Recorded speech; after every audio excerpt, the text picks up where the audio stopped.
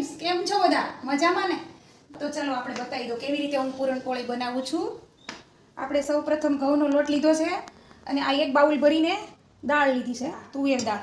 એને આપણે અડધો કલાક પહેલાં પલાળીને રાખી દીધી છે. એની સાથે આપણે ગોળ લીધો છે અને ઘી લીધું છે, એક જાયફળનો ટુકડો લીધો છે અને એલચી લીધી છે. તો ચાલો આપણે સૌથી પહેલાં આપણે આ ઘઉંના લોટ બાંધી લઈએ. ઘઉંના લોટને બાંધવા માટે આપણે 1 ચમચી ઘીનું મોણ નાખશું અને થોડુંક મીઠું નાખશું.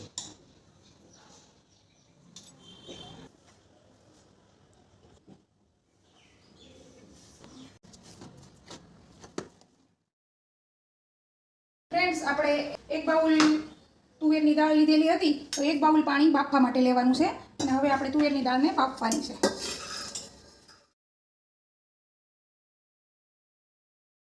આપણે દાળની 3 સીટી થઈ ગઈ છે. દાળ બફાઈને રેડી થઈ ગઈ છે.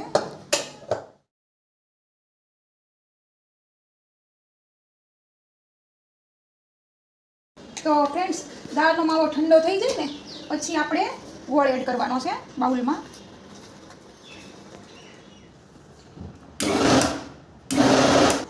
પેનમાં 2 ચમચી ઘી નાખશું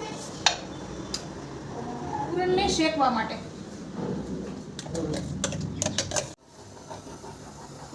આ મિક્સર ઘટ થાય ત્યાં સુધી હલાવતા જ રહેવાનું છે.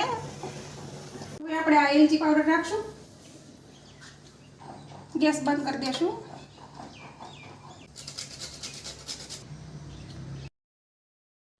તો ફ્રેન્ડ્સ, આપણું પૂરણ ઠંડુ પડે છે ત્યાં સુધીમાં આપણે આપણા લોટને ચેક કરી લઈએ.